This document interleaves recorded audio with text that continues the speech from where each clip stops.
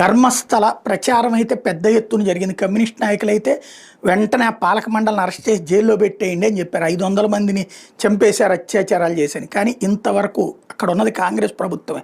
BJP ప్రభుత్వం అయితే వాళ్ళు హషప్ చేశారని చెప్పేవాడు, కానీ కాంగ్రెస్ ప్రభుత్వమే. ఇంతకుముందు ఇప్పుడు వాళ్ళు చెప్పే ఆ హెగ్డే అనేటటువంటి ఆయన కూడా కాంగ్రెస్ నాయకుడే. ప్రస్తుతానికి రాజ్యసభ నామినేషన్ బీజేపీ చేసింది, కానీ నామినేట్ చేయడం అన్నటువంటిది ఆయన కాంగ్రెస్ నాయకుడే. అది ఓపెన్ సీక్రెట్ కాబట్టి అక్కడ దాచడానికే లేదు. లేదా హిందుత్వవాదులు తప్పు చేస్తే నెత్తిన పెట్టుకోమని చెప్పి ఎవరు భారతీయ జనతా పార్టీ అడగ, లేదా ఏ హిందుత్వవాదులు అంటలేదు. అత్యాచారాలు చేసిన ఎదవల్ని లేకపోతే మర్డర్లు చేసినటువంటి ఎదవల్ని కాపాడాలి ఏ ఎదవా అండవు.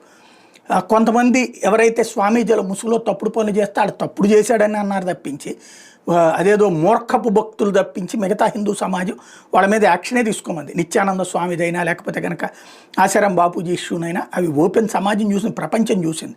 హిందువులు ఎవరు కూడా అరాచకాలు చేసి దాన్ని మతపరంగా ప్రోత్సహించాలనుకోవట్లేదు, లేదా అరాచక